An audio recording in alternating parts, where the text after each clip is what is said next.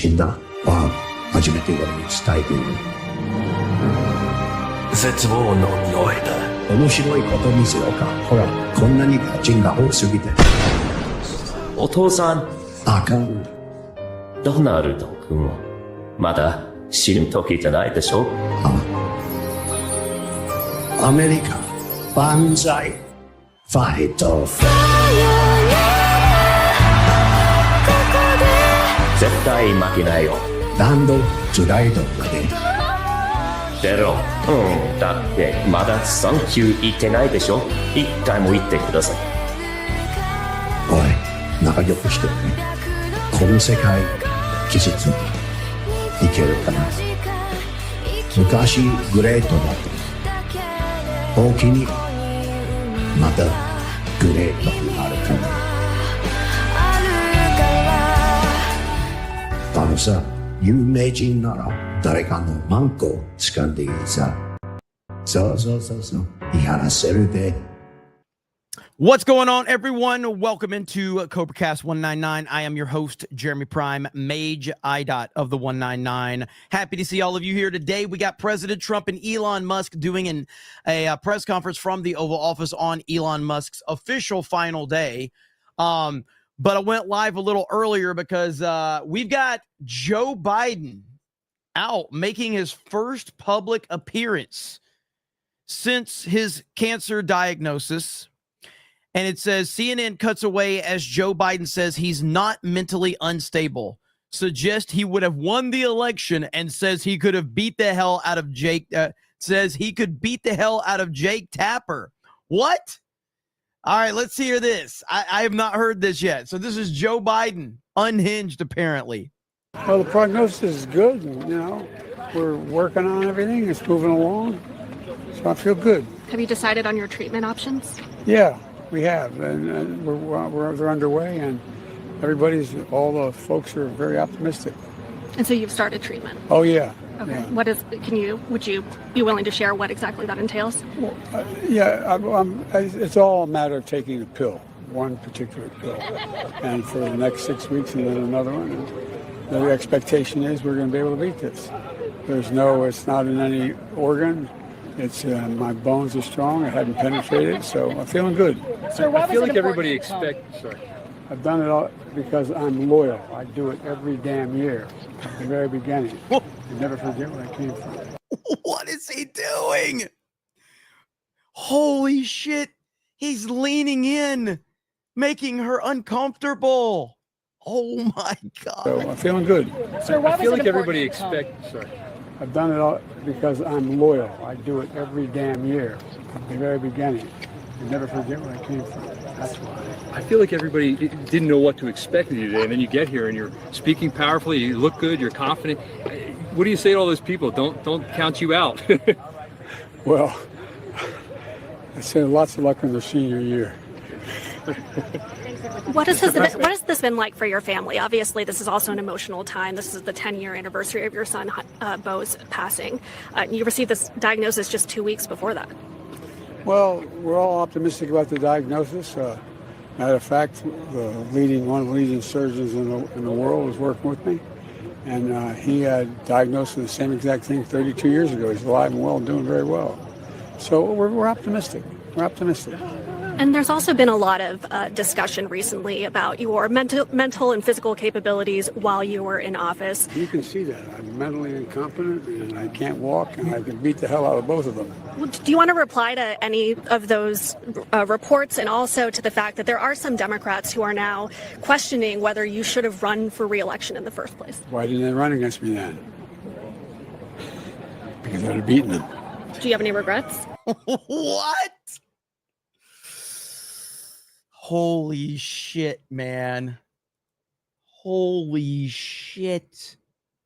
Any of those reports, and also to the fact that there are some Democrats who are now questioning whether you should have run for re-election in the first place. Why didn't they run against me then? Because I'd have beaten them. Do you have any regrets? No, I don't have any regrets. Look, there's a lot going on, and I think we're in a really difficult moment, not only in American history, but in world history. think we're at one of those inflection points in history where the decisions we make in the next little bit are going to determine what things look like for the next 20 years. I've been talking about that for a long time. And I'm very proud. I'll put my record as president against any president at all. You notice the 10 leading presidential historians rated me pretty good up on that list. And the guy I ran against, I rate him the last. No, they don't. We'll see. Well, even if they do, who gives a shit? The American people decided you were a failure as a president. You had to cheat in order to beat Donald Trump in 2020. No one with a working brain considers you a good president. You were a terrible president. So you had Watch me. you have your grandson with you today. What's it mean to have your family here and be able to look out at him while you're talking? That feels good. Look, that's my son Bo's son. And Bo started coming here with me about the same age. So it's, he wanted to be where his dad had been and what he's doing. He just graduated from high school. He's going off to college in the fall, and I'm really proud of him. And he is the son of his father. So, do you have anything to say to the press secretary? Okay, we heard for the first time there from former President Biden. Why did they cut away? Why did they cut away from it? That was good stuff. We were getting some good stuff with this dementia patient. Hang on. Joe Biden. Let's see if we can get more from this. Let's see. Say that's ended. So he spoke live today. Why in the hell would they cut away from that? All right, let me search this out and see. So we are waiting for President Trump and Elon Musk live from the Oval Office. As soon as they do go live, we will click over to that. We got Nandy becoming a member of the channel. Thank you, Nandy. Darth Manic says, "What's up, big dog? What's up?" Jimmy Rings Halo says, "Did you see that official with TDS tried to sell our country secrets to a foreign nation to get citizenship?" Dude, the amount of insanity right now that's going on, and it's only getting worse. Like, there's this one guy. Let me go ahead and play this clip right now. I'll look for the Joe Biden stuff, but like, there's this guy that has the worst lisp I've ever heard talking about how they're going to arrest Elon Musk. This guy right here, okay? This guy right here has the worst lisp I've ever heard. Listen to what he says about Elon. Elon Musk's exit. He is leaving Washington. But I think that Elon Musk is just finished. I have not heard a lot of Democratic elected officials talk about the data. Elon Musk and his Doge peeps, if you will, they installed servers within the White House complex. They were integral within the Office of Presidential Personnel, which has tentacles out into every single agency. They have inroads into every single agency now. Doge was in there. And he didn't take those servers with him. The servers, I don't think, have left the White House. And so what are Democrats going to do about the data? Are you all going to follow up on this? What's your take on Elon Musk being done? Because I just think he's finished. He's just finished what he was doing. Actually, he's finished. Shut the fuck up, bitch. Holy shit. I don't want to hear your goofy ass talk. I'm trying to hear the lispy guy. This is the most loaded question I've ever heard in my life. Holy shit.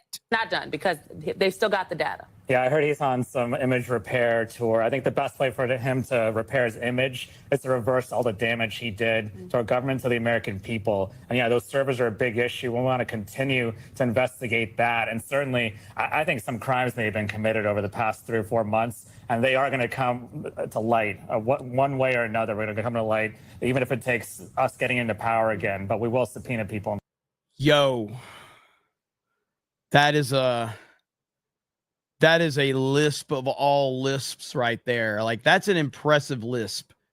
I can't even I got the data. Yeah, I can't even mock this guy's lisp. I can't do one that good. Based on some image repair tour, I think the best way for him to repair his image is to reverse all the damage he did to our government, to the American people. And yeah, those servers are a big issue. We want to continue to investigate that. And certainly, I think some crimes may have been committed over the past 3 or 4 months, and they are going to come to light one way or another. We're going to come to light, even if it takes us getting into power again. But we will subpoena people and find out. So you see, so again, this is the Democrats. This is why the midterms are. People seem to think because Trump is in office that we've won, it's over. There's nothing else to try to fight for. The midterms, if the Democrats gain traction in the midterms, they will destroy everything that Trump has built so far. They will destroy everything. So the fight, not only is it not over, it's just beginning. And that's the truth of the matter. MJ says, hail to 199, hail chat, greetings, Jeremy. Thank you. I appreciate that.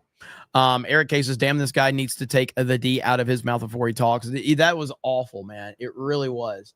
Yeah, I don't see, I'd like to find more of this Biden media stuff, but they're just, I don't know. They cut away from him. It's almost like they're embarrassed. It's almost like they're embarrassed. I saw this really quick, which is the Lispocrats. This says JRG Projects. I don't know a lot about this guy. The only reason I saw this is because Medicare retweeted it. But Glenn Greenwald puts this out and says, last night videos were released online depicting behavior in my private life. Some were distorted and others were not. They were published without my knowledge or consent, and its publication, therefore, criminal. Though we do not know exactly who is responsible, we are close to knowing, and the motive was maliciously a maliciously political one. Why do you have these things? Like, I don't understand this, dude. Like, we're all fucked up, okay? I'm not here to judge. I'm not here to kink shame. You had to be a crazy person to have videos of yourself like this where anyone can, like, have access to it. You know what I mean? Like, I don't understand this. It makes no sense to me. But whatever, man. You think he's gay? This is all I've seen from this is this right here. So chat, is it what it is? Is he gay? Is that what it is? Has this dude been exposed? I don't know a lot about Glenn Greenwald.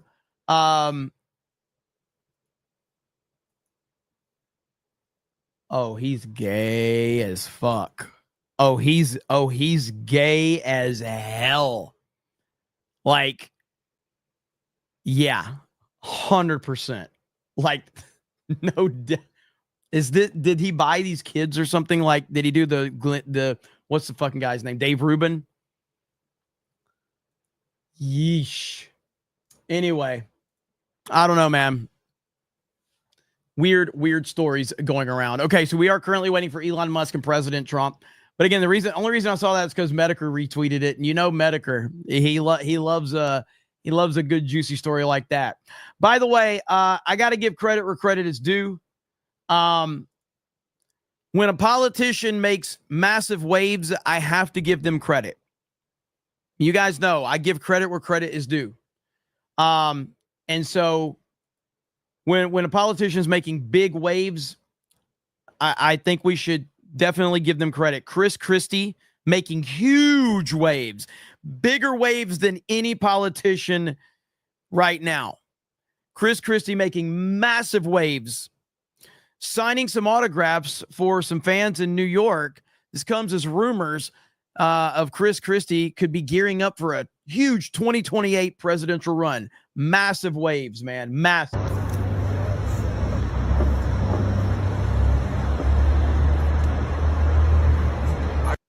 I stole that one from ALX because ALX tweeted it right here, making massive waves. As a matter of fact, last night, for some reason, I went down the 2015, 2016 like debates rabbit hole, and at one point, I had to pull up this clip right here. If you remember when Chris Christie was so proud of himself because of his Donald Duck joke. Does everybody remember that? This is the funniest thing ever. I have never seen a human being more proud of themselves for a joke than Chris Christie with this. Chris Christie thought that he landed the biggest zinger of all time on President Trump. He thought when he said this, he thought, I will be a legend.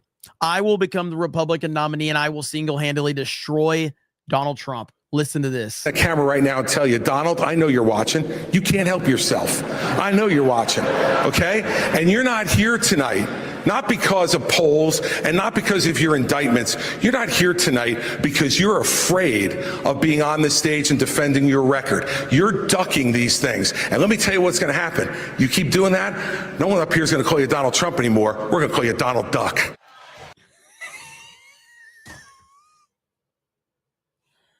Oh my God, dude. He was so proud of this. He was so proud.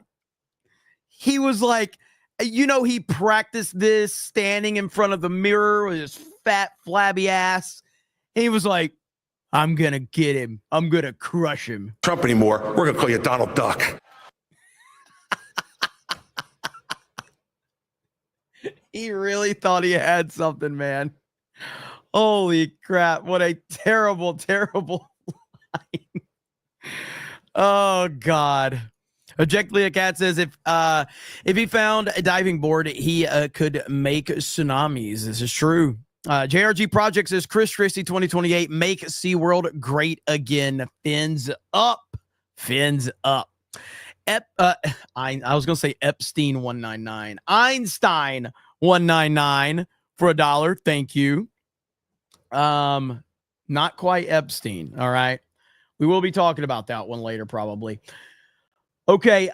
So we are in holding pattern right now, waiting. I'm keeping an eye on it right here. Here's the feed. President Trump and Elon Musk to hold a final press conference before departure.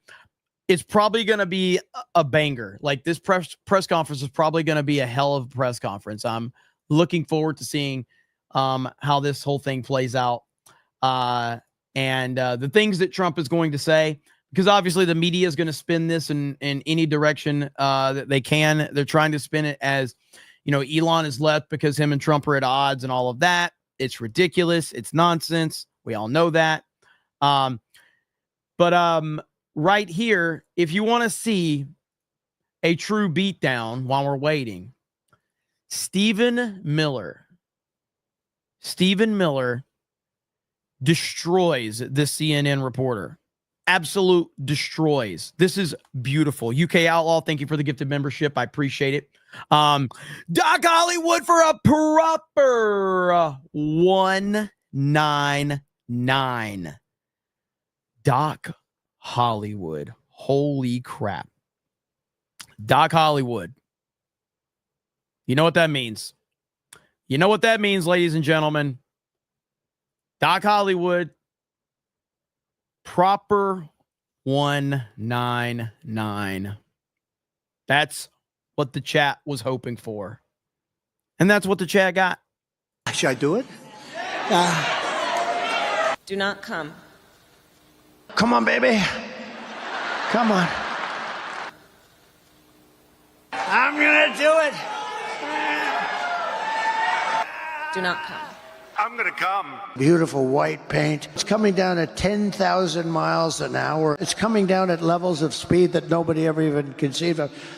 Where it's rough, but it's coming and now it's turned around. It turns around and it's coming and it's going to, I said, oh, because you see at that bottom, this section right here, that sucker's, oh.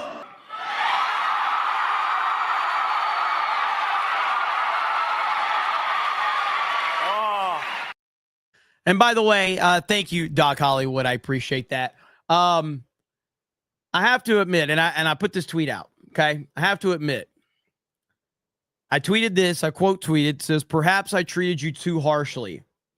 Daisy Ridley's Women's Health magazine. Perhaps we treated Daisy Ridley too harshly. Okay? Perhaps we treated her too harshly. I do love The Last Jedi. I need to watch The Last Jedi again. So perhaps we treated you too harshly, Daisy Ridley.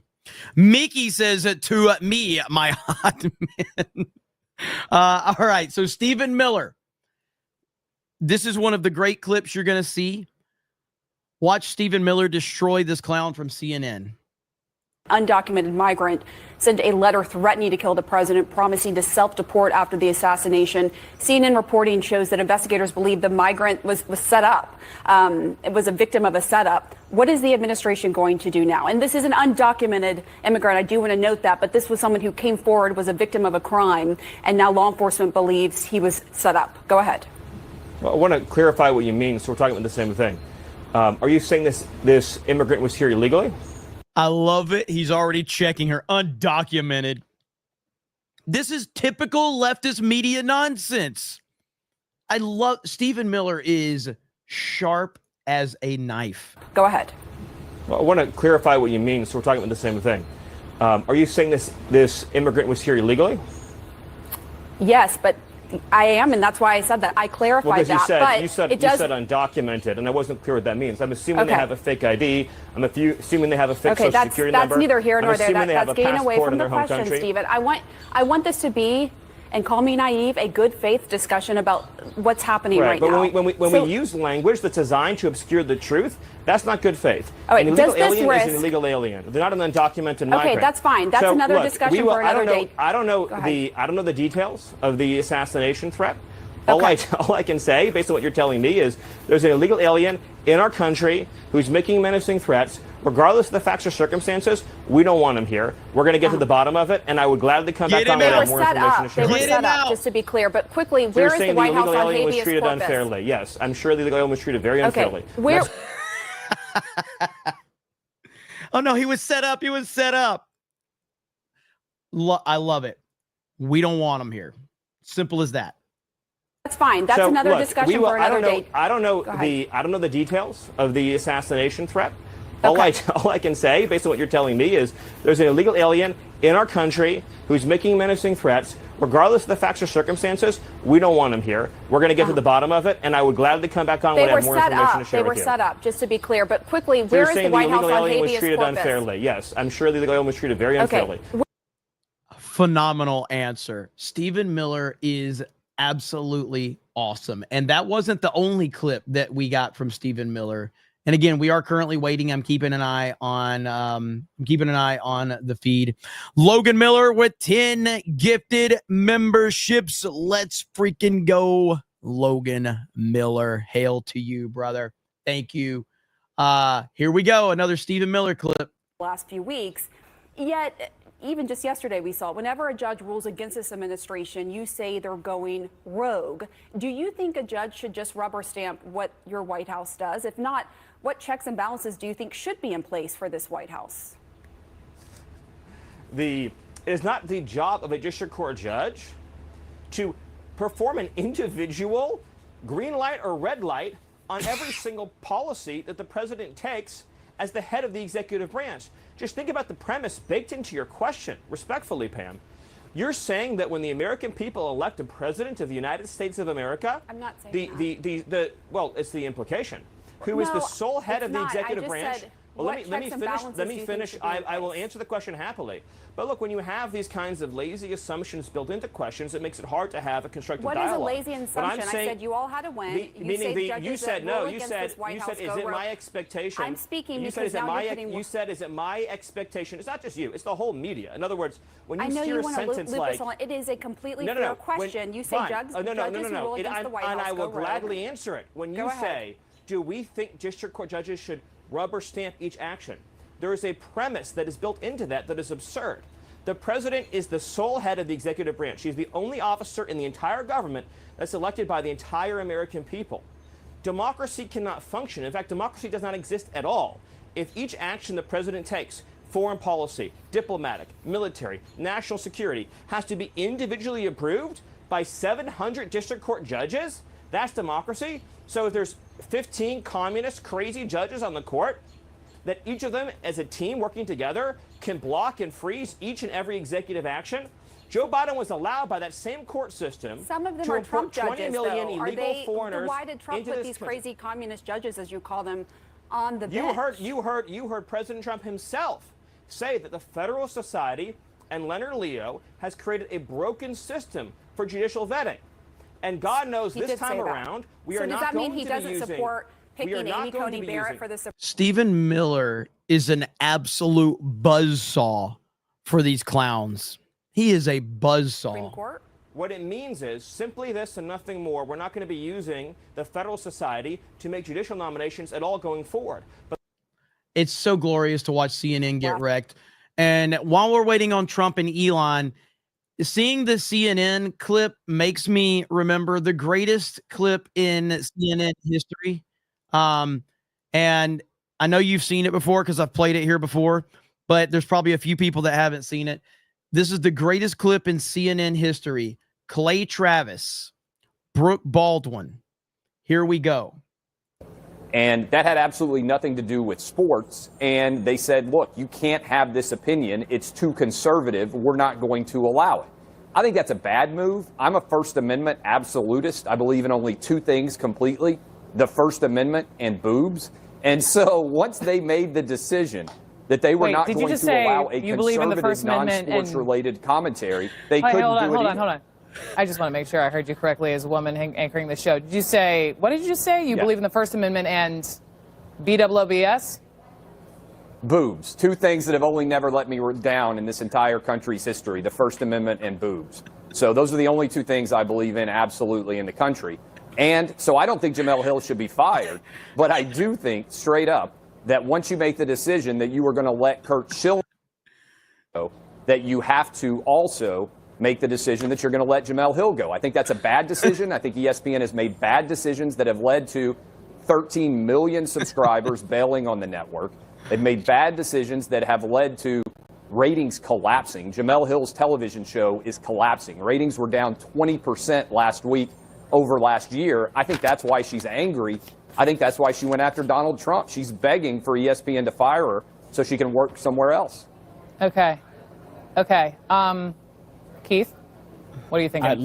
Listen, I'm astonished at almost everything I just So heard. again, the reminder here is this Keith Reed clown who pretended to be offended in this clip after this clip went viral, and he pretended that he was offended by a grown-ass man saying that he likes boobs. This Keith Reed guy who virtue signaled, people went through his Twitter account and found all of these like derogatory remarks that he made about attractive women, big fat booties, titties jiggling, all of that, because those that preach the loudest have the most to hide every single time. Heard. One of the things that, and Jamel's a personal friend, not just a colleague, but a personal friend. One of the things that Jamel's had to deal with her entire career, and many women who I am friends with in this business and have been friends with in this business for a long time, is sexism, blatant sexism, comments about her appearance, comments about her racially, comments about her inability or perceived inability to be able to comment on sports because of her gender. For somebody to come on CNN and to say something like the only thing I believe in a discussion about something I'm still there too, and I just want to make sure I'm hearing you correctly. BOOZE or BOOBS? Because as a woman, I'm as in boobs. I believe completely in the First Amendment and in boobs. Those are the only two things I believe 100% in this country. And by the way, Jamel has absolutely nothing to do with her background at all. Did you notice that? He went straight to that. Yeah, you're absolutely right. I did go straight to that. Why would you even say that live on national television and with a female host? I say it live on the radio all the time because it's true, and that's what I do. Because I like boobs and the First Amendment, which is exactly what I said. Greatest clip ever. Greatest clip ever. I've always liked Clay Travis, but yeah, that's such a great clip. All right. So we're currently waiting for Trump and Elon Musk right now. Hannibal Mazda says, Jeremy, can I get get 5 USA for the mainstream media crybabies? We're tired of mainstream media and Trump DOJ interviews. We want arrest and accountability. Dark Side Harley Girl says, just because I can, here's a 10. Well, thank you. I appreciate that. Thank you so much. Thank you. That is awesome. Cole Hauser for 20 says, Jeremy, can we steal Stephen Miller from you? We need a true leader here in Canada. 199, praise Allah. Unfortunately, I cannot allow that. We have to keep Stephen Miller right here. He is too valuable, way too valuable. What up, Cole Hauser? Lying Dog Face Pony Soldier says, this is exactly what I voted for. Bella Stella with 10 gifted memberships. Damn. Thank you guys so much. Amazing. Lying Dog Face Pony Soldier with a get the membership. Thank you. Stefan Moore says, Jeremy is not gay. I love you, bro. Thank you for everything you do. Thank you. I appreciate it. UK Outlaw says, I am so glad Trump won. I hope he can help us out in the UK. Free speech is under threat. Here, you're very lucky in the USA to have it. We are lucky to have it. It's crazy how it is in some other parts of the world. It's shocking in a lot of ways, to be fair. I didn't mean to switch to that. We'll keep it right there. Yeah, I mean, Trump's impact hopefully will be all throughout the world. And in a lot of ways, he's already, the world is feeling the impacts of President Trump. The better the USA is, the better the world is. And that's the truth. Miki says, can I get 5 hot guys? That picture is terrifying. Terrifying, to say the least. Freaking Mike, I swear. He really stepped in it with that one.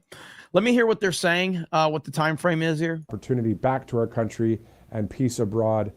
He is pursuing that agenda aggressively. That Secretary Wright saying... All right, nothing yet. John freaking Murdoch for 50 says, oh, it's a Jeremy stream. Look at John Murdoch. Let's freaking go. Thank you. John Murdoch, always supporting. Always. VJ the Vigilant says, you see, Ross, I need to say it. Thank Trump in his speech. Is this the guy that the libertarian dude that Trump freed, that all the libertarians were claiming that was the only fucking thing they wanted, and then Trump did it, and then they started whining about something else? But I didn't. But I know he had thanked him like on Twitter and things like that, but I haven't heard his speech. But look, Trump is like, there's nobody else would have listened to those, demands from the Libertarian Party, and Trump did, which is why he's the greatest president of all time. No one else would have listened to the case of the Chrisley family. Trump did, so. The guy is a once in a lifetimer, man. He really is. I'll say it. I say it all the time. So, let me see. Chaz Dragoon says, question: have prices gone down for you yet, Jared? Because the only thing that's gone up because they've only gone up for me in Idaho. It's getting worrying. Gas prices have gone down a little bit here in the Panhandle of Florida. It's hard to tell because I don't do like the grocery shopping, but like when I go out to eat, I've changed what I eat, so it's kind of difficult for me to judge because I have changed in the last month, so I'm not really sure. But in terms of gas prices have gone down for me. Let's see. Zinny Biscuit says, happy feast of Joan of Arc. The critters try to claim ridiculous things about her. They can't understand why a woman would want to protect her chastity. Thank you, Zinny Biscuit. Appreciate you. Let's see. Gas prices go down about 4 hours. Let's see. Oh, they go right back up. Oh, every 4 hours. Yeah, I don't do the grocery shopping's for the women. So grocery shopping's for the women. I don't do grocery shopping. Fun with collecting says Hooters, yum, yum, yum, Hooters on a girl. That's dumb. Al Bundy. Let's see. John Murdoch for 10 says price of eggs have gone from almost $10 in January to $4.88. Price of eggs have definitely gone down for sure. Yeah, I just worked in a grocery store, so Stefan Moore says, I'm single, so I'm the woman. I hear you on that. Vlad says, Jeremy, if you don't want your throat to hurt anymore, I would suggest not visiting gay clubs. That's good advice. That's really good advice.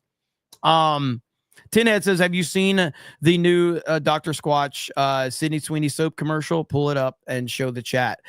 Yes. Well, I didn't see the commercial, but I saw the big viral story yesterday where everybody was talking about it. Slaps a wig on to go shopping. Let's see here.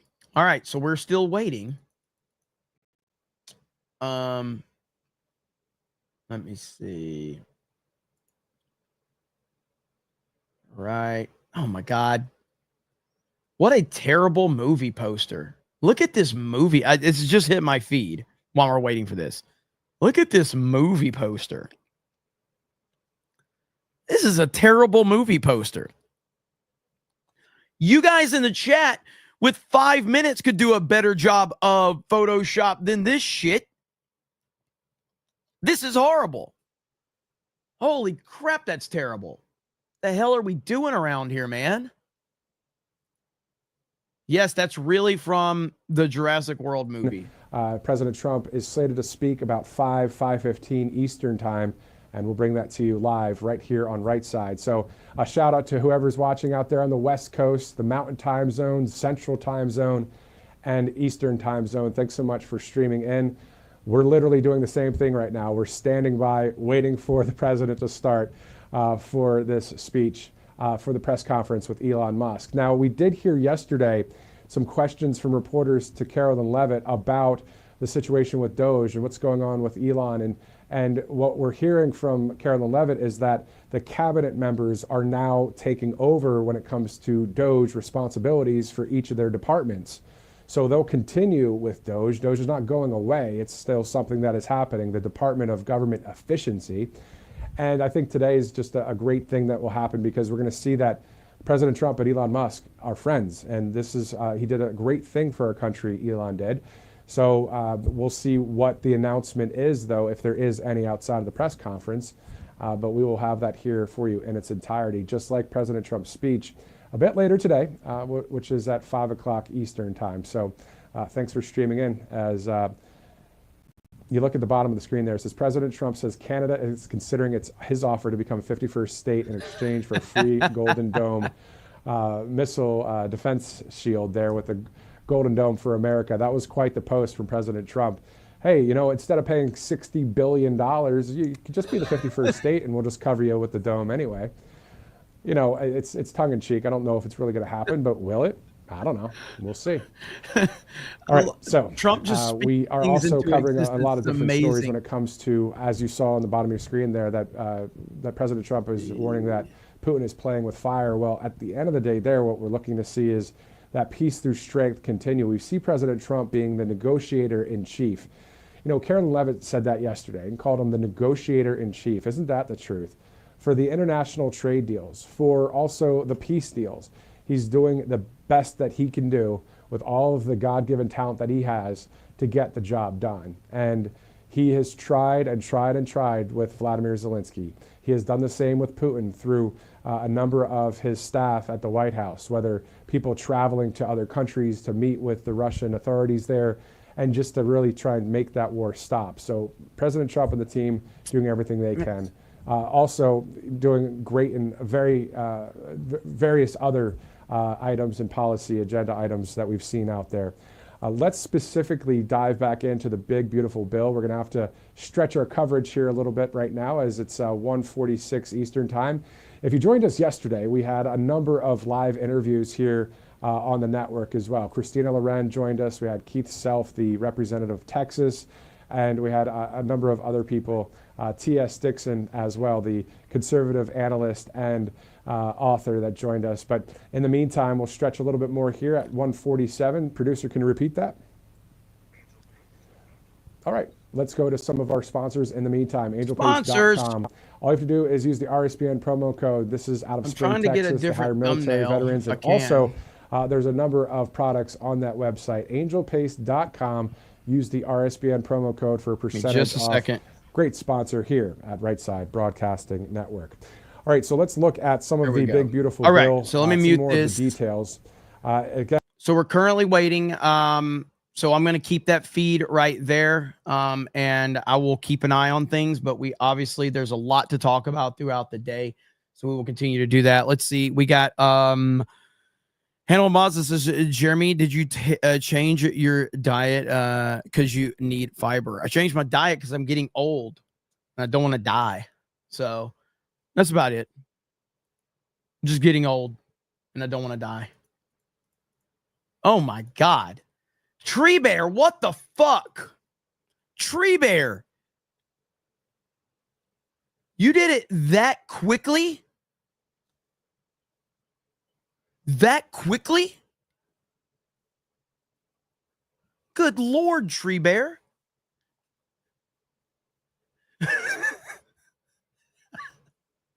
That's how quickly he did it.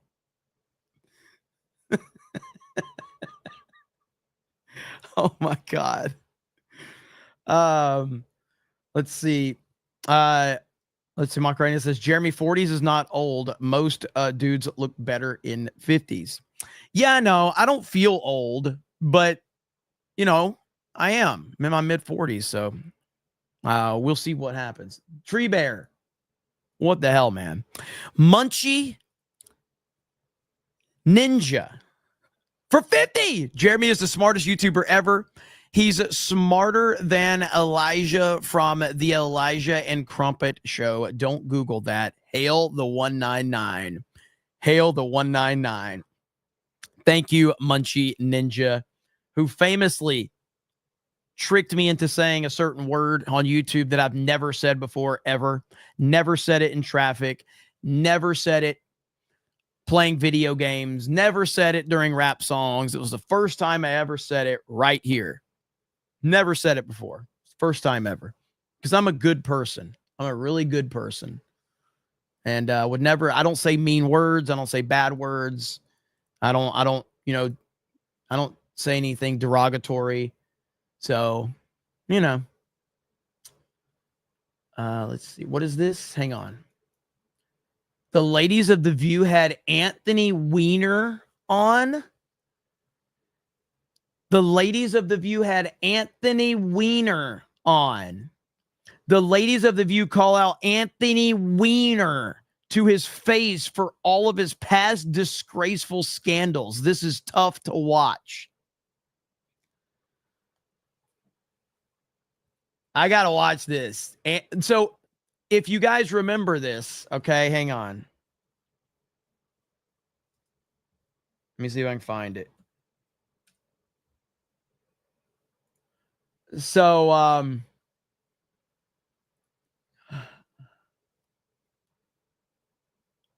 hang on. There's always a tweet.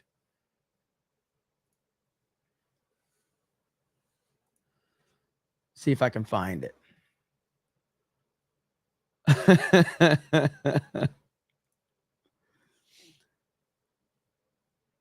Let's see.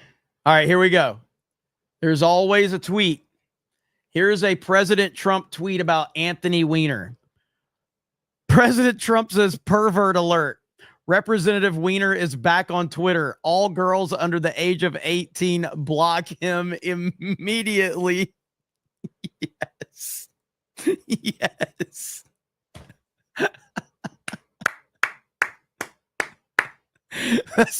This is 2012, by the way. All right. That's 2012. All right, I gotta hear this. Numerous of them. You resigned from Congress in 2011 over a sexting scandal. 2 years later, you stepped down from the mayoral race after sexting again under the alias Carlos Danger. And then in 2016, you sent lewd texts to a minor and served 15 months in prison, in addition to becoming a registered sex offender. So with all that said, why do you think, or why should New Yorkers give you a chance at a political comeback? Well, let me just say this. I mean, all of that happened. and I accept responsibility for it. You won't hear me do what some other people in public life have done, Donald Trump or Andrew Cuomo or Eric Adams. I'm a victim. They persecuted me for no reason. I was dealing.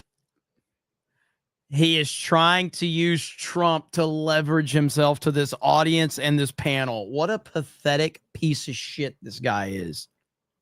Dealing with very serious problems. I was dealing with what I now understand to be addiction. I lost my brother Seth to addiction. And I accepted, I didn't ask for a trial. I pled guilty, served my time in prison, served in a halfway house, served probation, went to try to do good work for the formerly incarcerated. And I guess what I'm saying to people is, maybe don't vote for me in spite of what they know about me, but maybe consider that journey, that idea that we all go through things and we come out the other side. And also, what does it mean? You know, I'm Jewish, but they have this notion in Catholicism around you suffer for a reason so you can be of service at the other end. So I'm not asking people, I'm doing. What? You target underage girls so you can suffer, so that you can do good? Oh my God. This guy is sick. Oh. The opposite of what a lot of politicians do when they're in my position. Ignore that problem, pretend it didn't happen, blame someone else. I am saying, yes, I did these things. I got into recovery. I try to make my life better. And now if I can be of service, and I'm a damn good politician. I come up with answers. Yep. I talk to people directly. You are. I don't try to butter over things. I try to be direct. Then why shouldn't I? And if it's just because I have bad things in my past, that's not a good enough reason. I mean, look, all I can ever be is who I am right now. Yeah. And that brought me to this space. The fact that this audience is clapping for this pervert says everything you need to know about the View audience and the View panel. This says everything you need to know. Congressman, so there's a growing sense of just general distrust in elected officials. Take the New York Democratic mayoral race alone. You have Eric Adams, his corruption charges, which were then dropped by the Trump DOJ. Former Governor Cuomo resigning over sexual harassment allegations. Scott Stringer has also been accused of sexual harassment. Now, they all deny these allegations. Do you understand why so many Americans just feel so disillusioned with politics? Yeah, I mean, and Donald Trump is a 34 times felon, and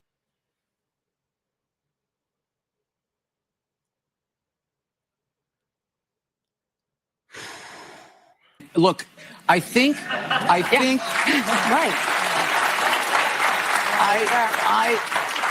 You know, you can draw two conclusions. One is people don't care. I don't believe that. I think people do care. But I do think there is some success to this idea of trying to convince enough people that you've somehow been persecuted. And I think what politicians sometimes don't realize is voters don't expect you to be some kind of paradigm of greatness. They want you to be an honest, authentic, full person, okay? Yeah. And I don't... Dude, the fact that the View has an audience that's clapping for Anthony Weiner is the greatest cell phone I have ever seen in my life. This speaks volumes right here. This is the greatest cell phone of all time. You have completely shown exactly who you are and the type of people you will support.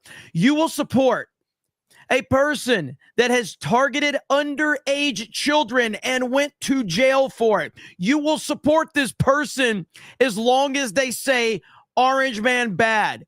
Holy shit, these people are fucking crazy, dude. I don't think that voters are like, I like Donald Trump because he was a felon. They're just prepared to overlook it for whatever reason.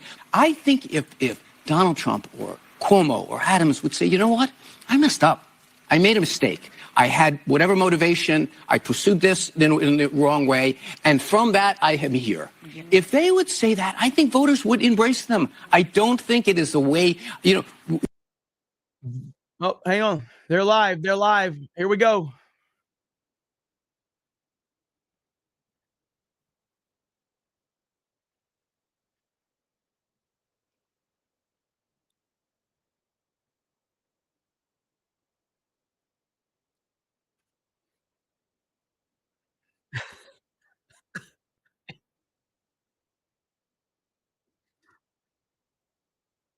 No sound?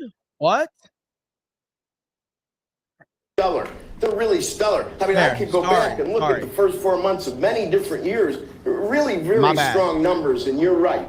This administration is criticized for just about everything under the sun. I've never, ever in my lifetime had glimpses into the politics of an administration in the form of transparency like this one. Why don't we be, give credit where credit is due. Income really shooting up. Rick, I also thought everybody was going to get one last order of imports that were going to be tariffed, and they were loading up on things. How the hell they already fix the trade, or not fix it, but to cut it in half? Okay, I'll drop gifted memberships. I'm sorry. That's crazy. So there wasn't a lot of front loading of things that they needed before the tariffs hit? Yeah, I'll tell you what, it really does call into question some of the conventional wisdoms. And, it's going to be interesting to see what happens next month when we get this number, or we see some of the other numbers like current account, see how they fared. Because I don't know, I've been watching these numbers a long time. I don't think I've ever seen the trade deficit cut in half in 1 month. Not bad. Right? Not bad. Come on, guys.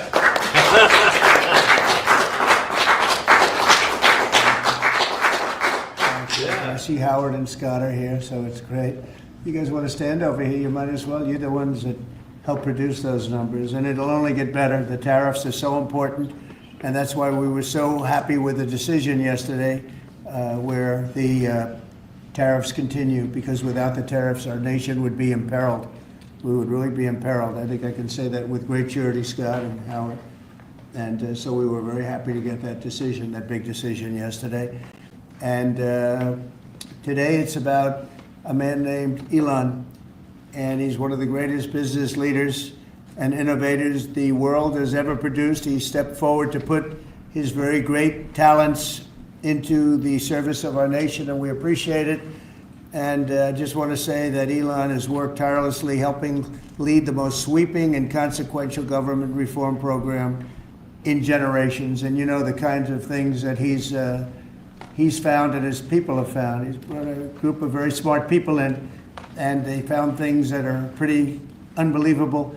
I have to say that the numbers that we're talking about are substantial, but they're going to be very much more substantial with time, because many of the things that we're working on right now, we're going to have to remember Elon as we find them, but the numbers could double and triple because many things, we don't want to go out with them until we're sure, but we've found things that are unbelievably stupid and unbelievably bad. With the Department of Government Efficiency, Elon's delivered a colossal change in the old ways of doing business in Washington. DOGE has installed geniuses with an engineering mindset and unbelievably talented people in computers. I actually asked Elon one time, what's their primary thing? And they have a lot of primary things, all having to do with being smart. But he said the thing that they're really the best at is working with computers, so that they can't be outsmarted by somebody that's not so honest, that happens to also be good with computers, but not as good as these people. But the mindset in the senior ranks of every federal department, and it's really changed. And with Elon's guidance, they're helping to detect fraud, slash waste, and modernize broken and outdated systems. So as you know, we're talking about various systems and changing systems. And, sadly, it takes a long time to do that.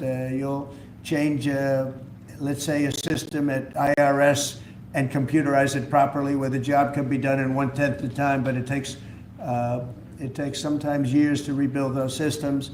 But we've started, in many cases, I will say that this has less to do with Elon, but the air traffic control systems, we're bidding out to the best companies in the world, those systems right now. They were what the previous administration was horrible what they did. They spent billions and billions of dollars, and in the end, it didn't even come close to working. They tried to hook up wire to copper, and it can't be done. And they just spent billions of dollars and just wasted money. Actually made the system much worse. So we're going to get a brand new modern system. Congress is working with us on that, and we're going to get it done as quickly as we can. But it's in the works, and once it's done, it'll be good for 30 years.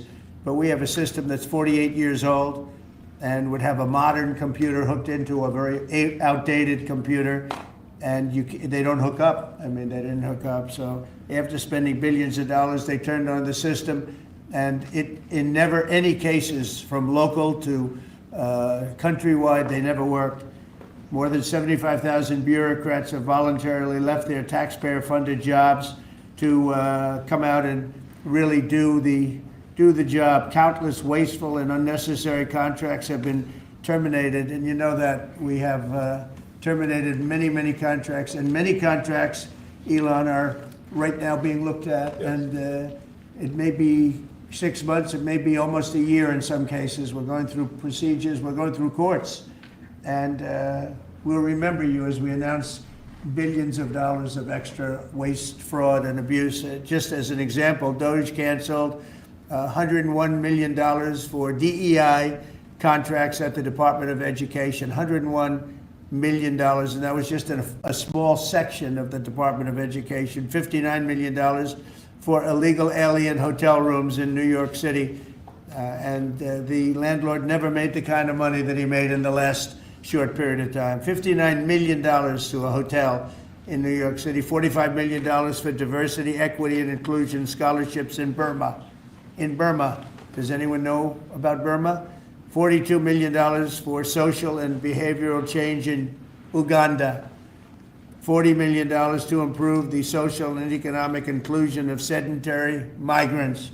I can say it's $2 billion to Stacey Abrams and her environmental movement. There was $100 in the account, and all of a sudden they found $2 billion in the account. And I assume that's being looked at. I don't know. I'm not sure, but I assume that's being looked at. Think of that, $2 billion. And then Lee will tell you there's another one over there for $20 billion being spent on another environmental cause. $20 billion, not 20 million, a lot, not 200,000, which is a lot. So think of it, in her case, you have $100, and now all of a sudden she gets hit with an infusion of $2 billion just before I take office. $20 million for Arab Sesame Street in the Middle East. Nobody knows what that's all about. Nobody's been able to find it. $8 million for making mice transgender. So they spend $8 million on making mice transgender. And those are better than many of the others. I could sit here all day and read things just like that, but we have other things to do. So it's much more than just that. We're totally committed to making the DOGE cuts permanent and stopping much more of the waste in the months to come. We want to get our great big beautiful bill finished and done. After that, we put some of this into the bill, but most of it's going to come later. We're going to have it cauterized by Congress, affirmed by Congress. In some cases, we'll make cuts. In some cases, we'll just use it in a different layer to save the money. But it's hundreds of billions of dollars. DOGE has also fully modernized the federal retirement process and continues to work very hard on the IRS modernization. But we're taking that over with DOGE. Many of the DOGE people, Elon, are staying behind too, so they're not leaving. And Elon's really not leaving. He's going to be back and forth, I think. I have a feeling. It's his baby, and I think he's going to be doing a lot of things. But Elon's service to America has been without comparison in modern history. He's already running one of the most innovative car companies in the world. You look at his factories and compare them with some of the old factories we have, and it's a big difference. And the most successful space company, and I guess in history you would have to say the largest free speech platform on the internet, etc. Yet Elon willingly, with all of the success, he willingly accepted the outrageous abuse and slander and lies and attacks because he does love our country. I know that very much. He loves our country. He comes from another country, a country that's going through trials and tribulations, I would say. But he's all about the USA, and Americans owe him a great debt of gratitude. So I just want to thank Elon for his time as a special government employee. Can you imagine? They call him an employee, but it's a special government employee, and for coming and helping us. And he really has changed the mindset of a lot of people. A lot of people thought, maybe we'll cut 1% or 2% or 3%. Then they said, wow, we can cut a lot more than that. And we're going to do it very surgically. We're going to continue on the march. We're making America great again. When I was in Saudi Arabia, and we were in, as you know, 3 really great countries, predominantly the 3. Qatar was great, UAE was great, Saudi Arabia, incredible. Like such an incredible experience to be in those 3 countries. But the Crown Prince of Saudi Arabia, and I must tell you, the leaders, the great leaders of the other 2 that we just mentioned, they all said the same thing, that the United States is the hottest country right now anywhere in the world. And 6 months ago, we thought it was dead. It was like a dead country.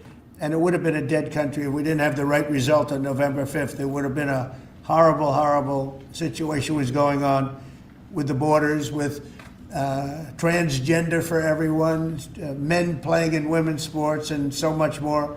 But they were saying the hottest country anywhere in the world. And then I played that little clip because I was one person who's respected, or 2 people, because Joe was in that one too. Joe's a good man.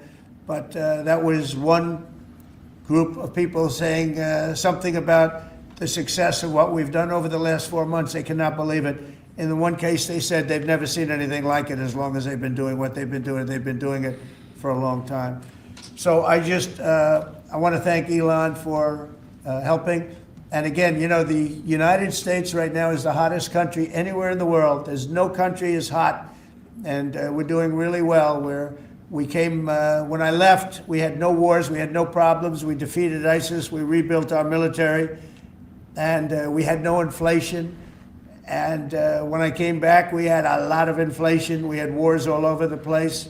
We had the embarrassment in Afghanistan where we gave up billions and billions of dollars of military equipment, the most embarrassing moment in the history of our country, I believe. I believe that strongly. We have Russia with Ukraine. We had the attack on Israel in October, the horrible attack, October 7th.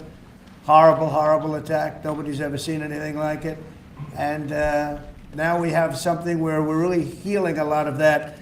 We stopped India and Pakistan from fighting. I believe that could have turned out into a nuclear disaster.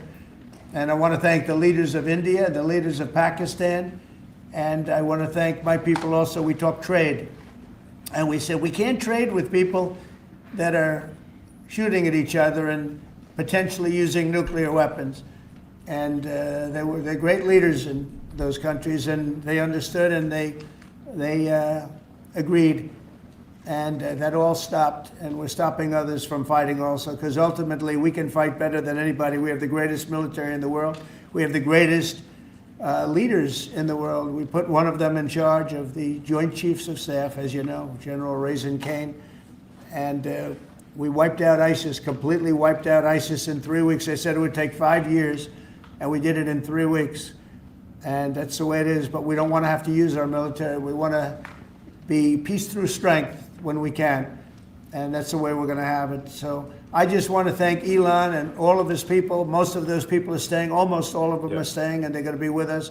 And you're going to see the results coming long into the future. Even a year and 2 years later, you're going to see a lot of the results, and those hundreds of billions of dollars are going to be adding up, and they're going to continue to add. It'll be interesting, really interesting to see what the final number is going to be. But again, Elon gave an incredible service. Nobody like him, and he had to go through the slings and the arrows, which is a shame because he's an incredible patriot. The good news is that 90% of the country knows that, and they appreciate it, and they really appreciate what he did. And I gave him a little special something we have here. Thank you. A very special that I give to very special people. I have given it to some, but it goes to very special people, and I thought I'd give it to Elon as a presentation from our country. Thank you. Thank you, Elon. Thank you. Take care of yourself. Thank you. This is a lot. The luck of this is amazing. That's right. Large luck. Well, let me say perhaps a few words that this is not the end of Doge, but really the beginning. My time as a special government employee necessarily had to end. It was a limited time thing. It's 134 days, I believe, which ends in a few days. So, that it comes with a time limit. But the Doge team will only grow stronger over time. The Doge influence will only grow stronger. I'd liken it to sort of Buddhism. It's like a way of life. So it is permeating throughout the government, and I'm confident that over time we'll see $1 trillion of savings and a reduction in $1 trillion of waste and fraud reduction. The calculations of the Doge team thus far, in terms of an FY25 to FY26 delta, are over 160 billion, and that's climbing. We expect that number will probably go over 200 billion soon. So I think the Doge team is doing an incredible job. They're going to continue doing an incredible job, and I'll continue to be visiting here and be a friend and advisor to the president, and I look forward to Times being back in this amazing room. By the way, isn't this incredible? Look at this incredible. It's stunning. I think the way that the Oval Office, how the president has just completely redone the Oval Office. It's beautiful. I love the gold on the ceiling. Thank you. It's pretty nice. Yeah. That's been there a long time. That was plaster. Nobody ever really saw it. They didn't know the eagle was up there, and we highlighted. It's essentially it's a landmark, a great landmark, and that's 24 karat gold, and everybody loved it. And now they all see it when they come in. So it's been good. The Oval Office finally has the majesty that it deserves, thanks to the president. So I look forward to continuing to be a friend and advisor to the president, continuing to support the Doge team, and we are relentlessly pursuing $8 trillion in waste and fraud reductions, which will benefit the American taxpayer. That's it, really. Thank you, Mr. President. Thank you. All right. Great job. Thank Thank you, President Trump. The president mentioned that you had to deal with all the slings and arrows during your time at Doge. There's this. Well, some of the people, some of the media organizations in this room were the slingers. Well, so there is a New York Times report today that accuses you of blurring the line between. Is the New York Times, is that the same publication that got a Pulitzer Prize for false reporting on the Russiagate? Is it the same organization? I got to check my Pulitzer counter. It is. I think the judge just ruled against New York Times for their lies about the Russiagate hoax, and that they might have to give back that Pulitzer Prize. That New York Times? Let's move on. Okay, then Next President question. Trump, I got one for President Trump. So President Trump, Biden aides who used to work here are in talks with Republicans in Congress to go and testify about what they did or didn't do to possibly conceal President Biden's decline. Do you think that Dr. Jill Biden should also have to come in and testify about what she did or didn't do? Well, I hate the concept of it. It's the wife of a man who was going through a lot of problems, and everybody that dealt with him understood that. And I guess it came out during the debate loud and clear. That was the biggest signal of all. They have to do what's right. The country was there was a lot of dishonesty in the election, as you know. It's a smart answer because he doesn't want them to target Melania. It was a rigged election. It's a smart answer. When you go further out, when you see the auto pen, I think the auto pen is going to become one of the great scandals of all time, because you have somebody operating it or a number of people operating. Because I knew Joe Biden. Joe Biden wasn't in favor of opening up borders, letting 21 million people into this from prisons and mental institutions and gang members. He wasn't into that at all. And who signed these orders, proclamations, and all of the different things that he signed that set our country so far back, that was so bad for our country? With the auto pen, how would it work? Like, we're in the Oval Office right now. If there was a group of rogue staffers that worked for you who wanted to advance a bill or an executive order without your knowledge, how could they do it? How do they go Well, it's very behind hard the because president's I'd back? read your newspapers or your media the next day and I'd say, well, I didn't approve that, and I would find it. They wouldn't get away with it for long because I'd say, I never signed that. Who the hell signed that?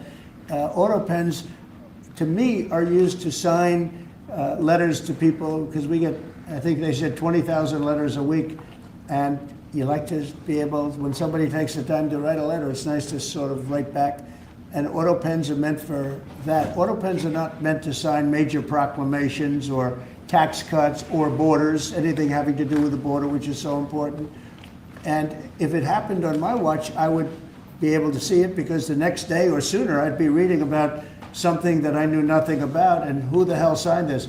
So I almost never use the auto pen. In fact, yesterday I was signing about 81, I think it was 81 proclamations and statements to people that I think should be signed by us. I think when you write letters to foreign dignitaries or presidents or prime ministers, you should be signing those letters, not done with auto pens.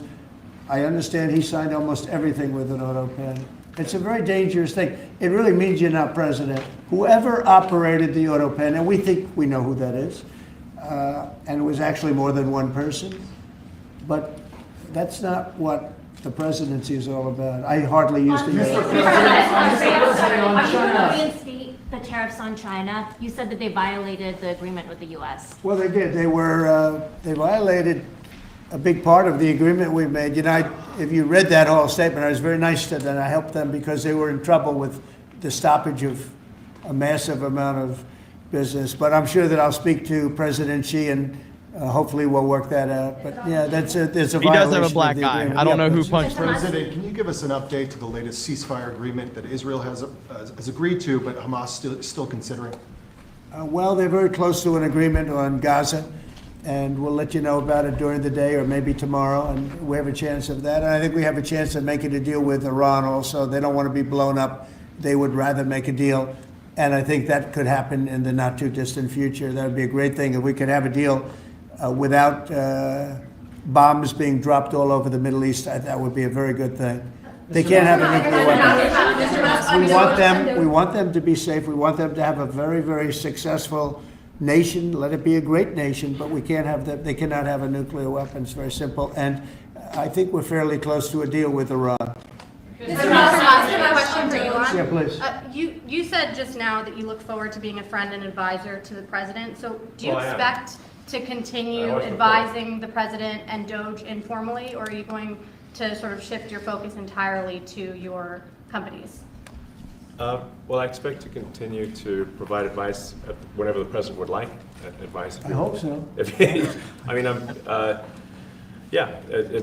expect to remain a friend and an advisor, and certainly if there's anything the president wants me to do, I'm at the president's service. Mr. Musk, on Doge, you said that there was $1 trillion promise for cuts from Doge. Yes, I think we do expect over time to achieve the $1 trillion. But what have you found in your time here was the biggest roadblock to getting those cuts? Was it the cabinet, or was it Congress, or something else? What was the biggest roadblock from your work?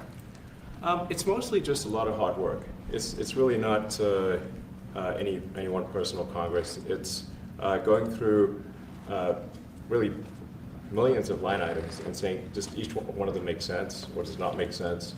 Obviously, at times when you cut expenses, those who are receiving the money, whether they're receiving that money legitimately or not, they do complain. And you're not going to hear someone confessing that they received money inappropriately. Never. They're going to always say that they received money appropriately for an important cause. Naturally, that's what you'd expect. So we just have to. It's just a lot of work going through the vast expenses of the federal government and just really asking questions. What's this money for? Are you sure it's actually being used well? Many times we can't even find anyone who defends it. So for a lot of the expenses, there's actually no defender at all. And then we have to just work through the process of stopping the spending, where there's often literally no defender. Nobody even knows why the money is being spent. It's truly absurd. I mean, we find situations where there are millions of software licenses with 0 people using them. 0. Exactly. This is the quizzical expression. You're like, surely, if there's millions of software licenses, someone should be using them. No, and then we've got to go through the process of saying, okay, look, if no one's using the software, we need to terminate this software license agreement. That's everywhere in the government, by the way. Mr. Musk, what do you think would be easier, colonizing Mars or making the government efficient? It's a tough call, but I think colonizing Mars and making life multiplanetary is harder. And as I said, we do expect to achieve over time the $1 trillion of savings. We can't do it in like a few months, but if you say by I think the official end of Doge, which the president may choose to extend, is the middle of next year. Say by the middle of next year, with the support of the president and Congress, could we achieve $1 trillion of savings? I think so. We're on track to do so. Do you have faith that Congress is going to? Mr. Musk. Go ahead. Thank you, Mr. President. You had mentioned earlier in the week that Doge had become a whipping boy, and as the president mentioned, you went through a lot to go through this process. Yes. Was it worth it for you, and what would you change? Yes, so what we found was happening was that if there were any cuts anywhere, then people would assume that was done by Doge.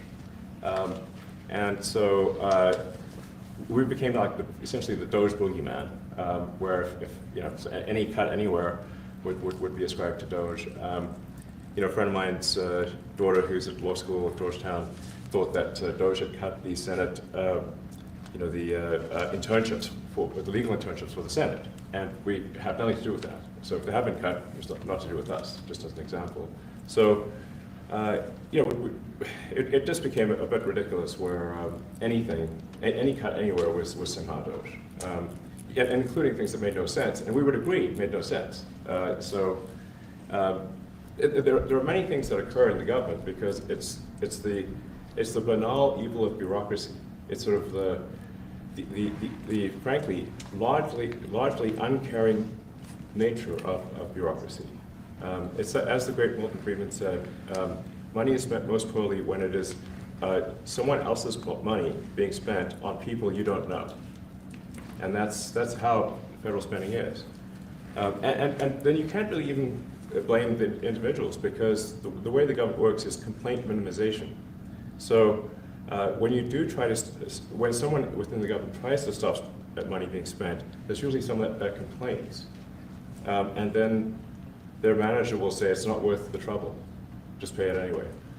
That happens over and over again. So was it I think it was an important thing. I think it was a necessary thing, and I think it will have a good effect in the future. Thank you, President Trump. This week there was a video on board a plane that showed the First Lady of France slapping her husband, Emmanuel Macron. Do you have any world leader to world leader marital advice on those phones? Make sure the door remains closed. That was not good. No, I spoke to him, and he's fine too. They're fine. They're two really good people. I know them very well, and I don't know what that was all about, but I know them very well, and they're fine. What do you think about the Democratic Party plan to avoid being swept in every battleground state again by spending $20 million to study how to speak to American men? Well, they spent $2.8 billion. We spent 1.5. We spent much less. We spent about half of what they spent, and at the end they were $28 million short. They had to be. They spent $2.8 billion. It's a lot, but they couldn't get $28 million at the end, and now they want to spend. I read that they want to spend money to learn how to talk. That's fake. You don't want to be fake. You shouldn't have to hire consultants to say what America needs, because then the consultants should be running the deal, not them. But I read that they want to spend a lot of money in each state. So we won all 7 swing states, 7 out of 7. We won a lot more than that. We won the popular vote. We won everything, and they want to spend money to find out what they did wrong. And I mean, I could tell you what they did wrong. I could tell you every one of their programs when they say men playing in women's sports. I would say that's not a winner. When they say transgender for everybody, I think that's not a winner. When they say open borders so the entire world population of criminals can pour into our country, I don't think that's a winner. I mean, I just gave them that for free. But I don't know if they'll change their ways. I see them all the time. I see people that I know in Congress, Democrats, they're trying to justify some of the things I just said. You can't justify them. I always hear they're 80-20 issues. I say they're not 80-20, they're 97-3. They might be 99-1. They're not 80-20. They wish they were 80-20. And they're wasting a lot of money if they're going to continue with that nonsense. And this one's a little bit more of a page 6 question, but back when you hosted The Apprentice, you mentioned once in 2012 that Diddy was a good friend of yours back then. He has since found himself in some very serious legal trouble. Yeah, that's true. Would you ever consider pardoning him? Well, nobody's asked. You had to be the one to ask, Peter, but nobody's asked. But I know people are thinking about it. I know they're thinking about it. I think some people have been very close to asking. First of all, I'd look at what's happening, and I haven't been watching it too closely, although it's certainly getting a lot of coverage. I haven't seen him. I haven't spoken to him in years. He used to really like me a lot, but I think when I ran for politics, that relationship busted up. From what I read, I don't know. He didn't tell me that, but I'd read some little bit nasty statements in the paper all of a sudden. You know, it's different. You become a much different person when you run for politics and you do what's right. I could do other things, and I'm sure he'd like me, and I'm sure other people would like me, but it wouldn't be as good for our country. As we said, our country's doing really well because of what we're doing. So it's not a popularity contest. So I don't know. I would certainly look at the facts. If I think somebody was mistreated, whether they like me or don't like me, it wouldn't have any impact on me. Mr. President, on the big beautiful bill, would you like to see the Senate build in some support for your tariffs on the big beautiful bill, or should that be a standalone bill? I have great support on the tariffs. I mean, I was so honored that we got that ridiculous stay lifted, because that would have taken away presidential power. It would have taken away everything that was granted by the founders. It would have been a terrible thing. And it would have, most importantly, would have left us vulnerable. We have a lot of countries that use tariffs on us and use them viciously, actually, viciously. And if we didn't have the power to use tariffs on them, and instantly, not when you go back to Congress and try and get hundreds of people to agree on something, that would take months to get just one simple proclamation. If we didn't have the power to counteract their powers, you wouldn't have a country left. We have to act fast. We have to be fast and nimble, as they say. And that was a really great moment, I think, yesterday when that stay was lifted. And hopefully now we'll go to court and just win that battle. Because if we don't have the power to do what they're doing to us, we are going to be a great nation no longer. Elon Musk was once idolized by folks on the left in this country before joining your administration. Now he's considered a hero by conservatives. Why do you think this man, what he's done in American life, has been so politicized? Does it only his life has been amazing. I mean, I look at so many different things. I look at that rocket being, guided back into position. I've never seen that before. I thought it was a space movie. I thought it was a movie. You look at what he's done in terms of communication. It's been unbelievable. So many different, even tunnels going underground, not having to go through all the process of going, he's got a company that does that. He's got so many different companies. Starlink, as an example, he saved a lot of lives, probably hundreds of lives in North Carolina. I don't even know if you remember, but I called you. They needed Starlink in North Carolina. And I didn't know what the hell Starlink was. I said, what is it? Who owns it? He said, do you know Elon Musk? I said, yeah, I happen to know the gentleman. This was before his government stay. And they said, we really need it, because North Carolina became an island. It was, people had no communication. They had no access to anything, and they were dying. And I called up Elon, and you can't get it because it's so successful. It's very hard to get. And he had so much of it brought over there, and they told me it was unbelievable. It saved a lot of lives. So, he's just done a lot of things. I don't think he gets credit for what he's done. But he's a very good person too. You know what? If he wasn't a good person, but he did the same things, I'd probably maybe speak differently. He happens to be a really good person who loves the country. Mr. President, on the one big, beautiful bill, you had indicated this week that there were some things you didn't like about what had passed in the House. What changes do you want to see the Senate make? And you had also indicated there were things you didn't like about the bill. What would you be suggesting he push senators to change in their version? Well, I'll tell you, I'll go first. It's an unbelievable bill. It cuts your deficits. It cuts, it's a huge cutting. But there's the things I'd like to see maybe cut a little bit more. I'd like to see a bigger cut in taxes. It's going to be the largest tax decrease or cut in the history of our country. I'd like to see it get down to an even lower number. I was shooting for a slightly lower number. I would have liked to have done that. But with all of that being said, when you look at the tax cut and the fact that the original tax cut, which made us so successful. We had the most successful 4 years in the history of our country, the economy, and this is going to be even better. And you see that by the reports that came out just yesterday or tonight. I guess they were released this morning at 8 o'clock. You see the kind of numbers where somebody that's a pro is like, whoa, I haven't seen numbers like this since I've been doing this. You know, these are human emotions of professionals that have never seen numbers like, and we've just started. The bill is a great bill. It's going to be jiggered around a little bit. It's going to be negotiated with the Senate, with the House. But the end result is it extends the Trump tax cuts. If it doesn't get approved, you'll have a 68% tax increase. You're going to go up 68%. That's a number that nobody's ever heard of before. You'll have a massive tax increase. If it does get approved, you'll have a large tax cut, the largest we've ever had. When you add the past tax cuts that we got you, the Trump tax, they call them the Trump tax cuts. It's an amazing bill. It does amazing things. With all of that, it's going to be adjusted a little bit over the next coming weeks, and I think it's going to be passed. The Republicans want to pass it. With all of the great things it does, including an extension of debt, it's the extension. We have to extend the debt. If we don't extend debt, we're in default. Now, the Democrats might like our country to be in default, but in 250 years, we've never been in default. That was handed to them by a very well-meaning man that gave it to them because he thought it was the right thing to do. It could have been their problem before the election, but this man thought it was the right thing to do, and he was well-meaning. I don't hold anything against him for that, but that was put on our plate when it should have been on the Democrats. September 28th, a famous date.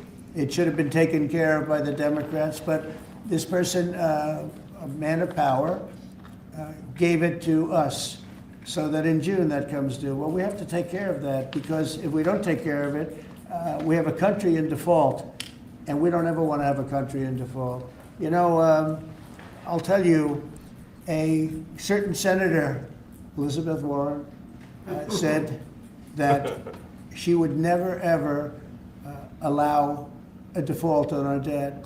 She would never let it happen, and she would like to get rid of the debt ceiling, what's called the debt ceiling. I call it the debt extension because we really need an extension, that she'd like to see that gotten rid of. And there are many people that agree. Many Democrats agree with that.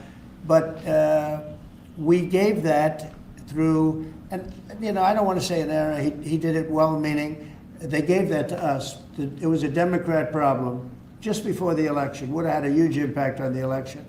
And to our benefit, we won anyway, but to our benefit. But felt that really for the good of the country, we should extend that. But Elizabeth Warren and various other people would like to see that. Her whole career, she wanted to see it terminated, gotten rid of, not being voted on every 5 years or 10 years. And the reason was because it's so catastrophic for our country. And I always agreed with her. That was one thing I agreed with her on. Now, I haven't spoken to her, but I would say that if you asked her that question now, she'd say, no, it's their problem. But it's a very unfortunate situation. It's a very unfair situation. And she happened to be right on that. It should be gotten rid of, or it should simply be extended. But that's one of the things that gets taken care of in this bill. That automatically gets extended for a 4-year period, and it should be. But I agree with Elizabeth Warren on that. I think you should get rid of it. It's too catastrophic. Yeah, please, go ahead. What message do you like to send to international students? Are they still welcomed to study in the United States? And one question for Mr. Musk. The students? Well, we want to have great students here. We just don't want students that are causing trouble. We want to have students. I want to have foreign students. I think Harvard, you know, it's close to 31%. That's a lot. Our country's given $5 billion plus to Harvard over a short period of time. Nobody knew that. We found that out. I wouldn't say that was a Doge thing, but we found that out over a period of time. That was sort of a Trump thing. We ended up in litigation for other reasons because they're very anti-Semitic. And in finding out and in going through the books, we found out that the country gave them $5 billion plus, much more than that, actually. And we're having it out with them, and let's see what happens. I think we have a very good, well, it's a very sad case. It's a case we win. We can't lose that case because we have the right to make grants. We're not going to make any grants like that. But I don't think Harvard's been acting very nicely. I think Columbia wants to get to the bottom of the problem. They've acted very well. And there are other institutions too that are acting, but Harvard's trying to be a big shot. And all that happens is every 3 days we find another $100 million that was given. 2 days ago we found $200 million more. The money's given to them like gravy. I'd like to see the money go to trade schools, where people learn how to fix motors and engines, where people learn how to build rocket ships. Because, you know, somebody has to build those rocket ships. Yeah. And I'd like to see trade schools set up, because you could take $5 billion plus hundreds of billions more, which is what's spent, and you could have the greatest trade school system anywhere in the world. And that's what we need to build his rockets and robots and things that he's doing, and to build lots of other things. And, you know, I went to school with people. In some cases, they weren't good students, but they could fix the engine of a car better than anybody I've ever seen. They could take it apart blindfolded. They had an ability at that. And they did very well. They made a lot of money. You know, it's a very skilled job. It's great. But I'd like to see a lot of money going into trade schools. I've always felt that. And we probably found our pot of gold, and that's what's been wasted at places like Harvard. And the money's been wasted. Yeah, please. Yeah, well, I wanted to ask quickly, Mr. Musk, what is your eye okay? What happened to your eye? I noticed there's a bruise there. Well, it wasn't. I wasn't anywhere near France, so. What does that mean? No, I didn't notice his eye. First Lady of France. Jeez. How do you not get that joke? So, yeah, no, I was just horsing around with Little X, and I said, "Go ahead, punch me in the face," and he did. Turns out, even a 5-year-old punching you in the face actually does. That was X that did? Yeah. X could do it. If you knew X, you I could saw do his it. mom right now. But I didn't really feel much at the time, and then I guess it bruises up. But I was just horsing around with the kids. I didn't basically. notice it, actually. President Trump, I got one. I know that you try to stay pretty neutral because not your war, but as you. And by the way, not my war. I just want to solve the problem for people. This was not a war. I think it was actually St. Clair. Right, and so not your war, but as you try to fix it, and as you survey this hellscape of the Ukrainian front lines, it's horrible. And you and your team deal with a very stubborn Vladimir Putin. Yeah. Do you and Zelensky. Yeah. But do you look at this Very conflict stubborn Zelensky too. any differently now? Like, do you look at this and see Putin as the good guy or the bad guy? So I've known him very well, and I went through a lot of things with him because Russia was, you know, the Russia hoax turned out to be a total hoax. New York Times, they got a Pulitzer Prize. They have to give back the Pulitzer Prize. That's my lawsuit, and they're doing very poorly in that lawsuit. But you know, they wrote stories about how it was true and it was false, and you know, a lot of Washington Post also. I have gotten to see things that I was very surprised at. Rockets being shot into cities like Kiev during a negotiation that I felt was maybe very close to ending. We were going to solve a problem, and then all of a sudden rockets got shot into a couple of cities and people died. I saw things that I was surprised at, and I don't like being surprised. So I'm very disappointed in that way. With that being said, I'd like to see it end. 5,000 people, I think the number's even more than that, but 5,000 people a week are being killed. Mostly soldiers, but also people that live in little cities and towns throughout Ukraine. And I'd like to see that stop. And I asked Caroline this yesterday, but I want to ask you directly. So many of the things that you're trying to do are held up in court right now. If the courts are going to have so much influence over U.S. policy, do you wish you would have just become a judge instead? Yeah, well, look, it wasn't meant to be that way. If you look at the founders, the president had certain powers, and you have your three groups, and they all had supposed to be pretty equal powers. But you can't have a judge in Boston running foreign policy in places all over the country because he's got a liberal bent or he's a radical left person. That's what the executive branch is for, and you have checks and balances. But we had millions of people pour into our country, many criminals poured into our country, murderers, mental institutions from all over the world being emptied out into our country.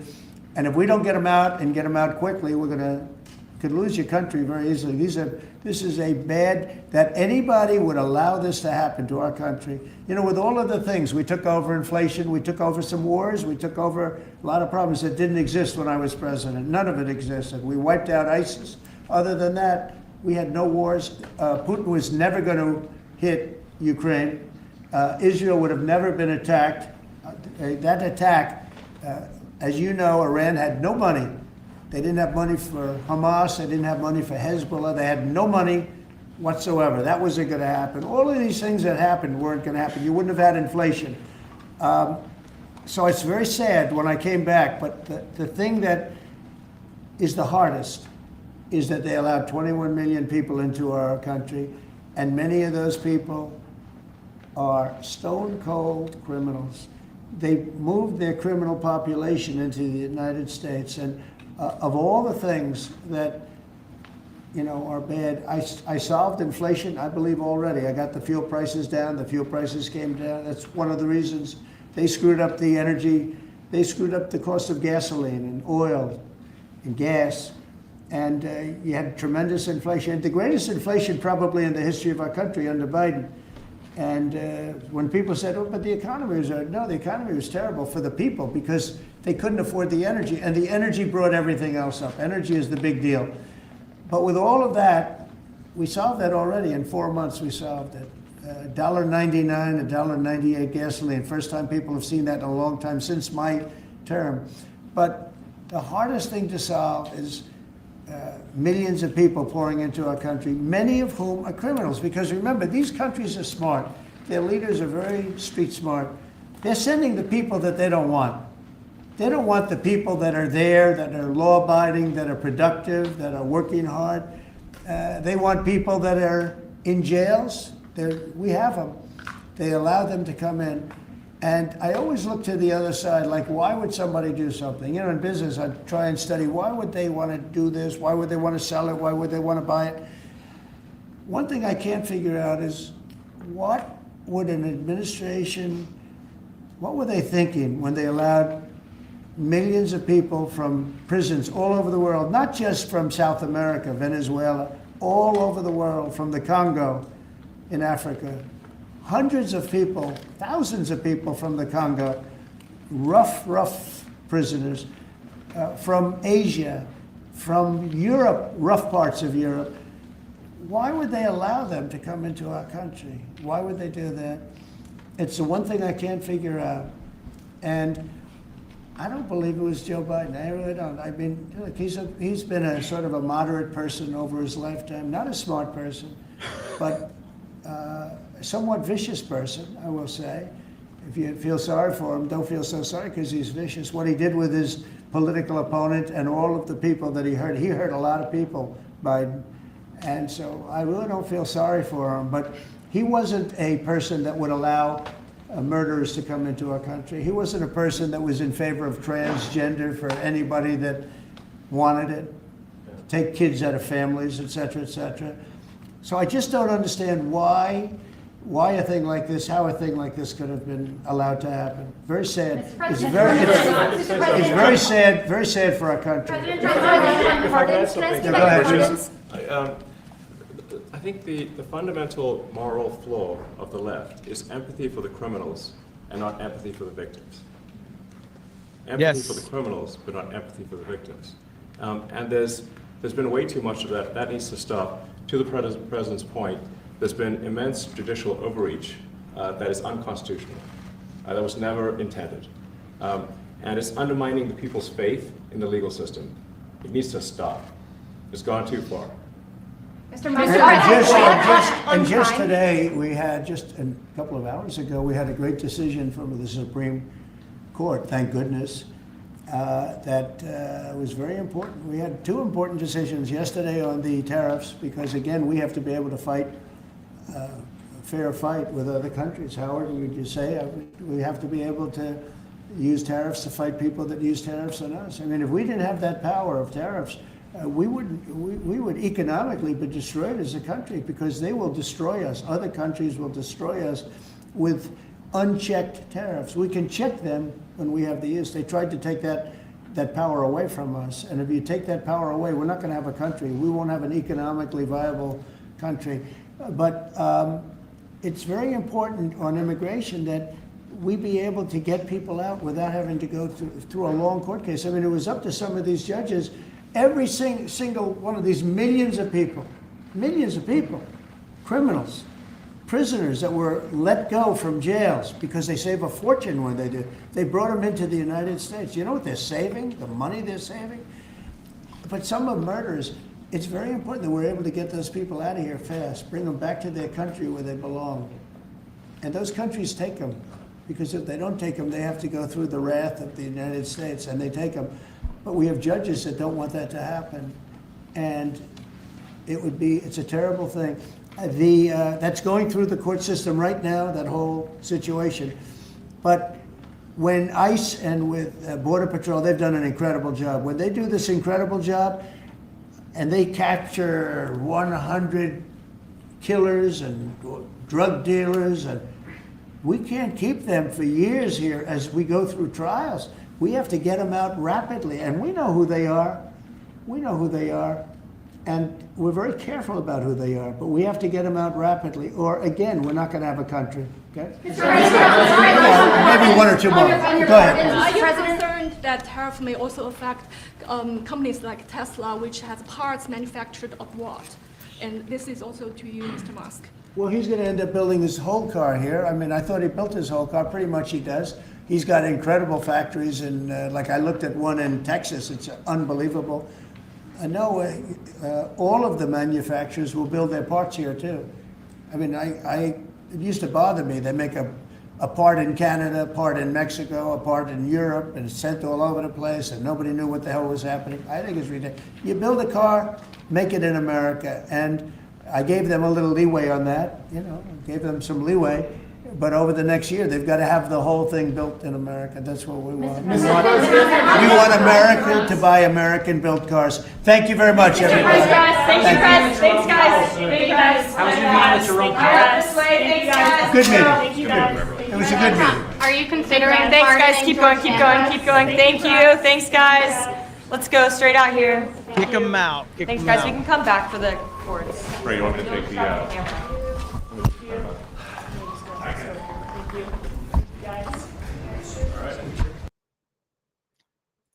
There you have it right there. So President Trump and Elon Musk live. Trump, Elon taking questions.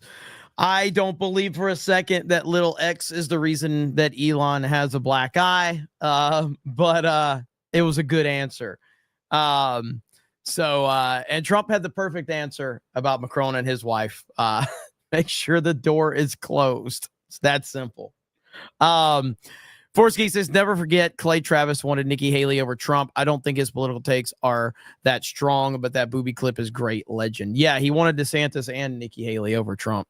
Chaz says, how much you want to bet if Mark was Trump, they'd be crucifying him nonstop. Yep. X-Wing forces shut up and take this money, then shut up and talk, then unshut up and talk. Mickey says, proof that every Democrat is a predator. River Miles says, Weiner fatigue. Ehab says, Meek claps for Representative Weiner, but not because of policy. Hannibal Mazza says, it's not surprising consider they defend Comey hiding evidence of J6 and his daughter destroying the Epstein tapes. Dems defending pedophiles, illegals. Fired Up Gaming becomes a new member. Thank you. Eric K says, Elon needs a case of very special condoms. Let's see. JRG Project. President Trump always on his A game. What a difference. River Miles. Obama has a black guy too, named Mike. Eric K says, Elon was sucker punched from Macron's trans wife. Graham Robbins becomes a new member. Thank you. Dr. Caledon says, call your senators. If those shits take the Hearing Protection Act out, we riot, meaning vote them out. Chaz says, so you're saying, Elon, that X gonna give it to you, and he did. Hayes B says, Lil X wiped a booger on Trump's desk and told him to shut up, savage kid. Yeah, absolutely. That was good. That was good. The media wanted to spin this in a way that Trump and Elon were separating, and there was some beef. That's not the case. That was never the case. And this press conference puts it into perspective right there. So Elon will remain an advisor, and he will be helping Donald Trump and the administration moving forward.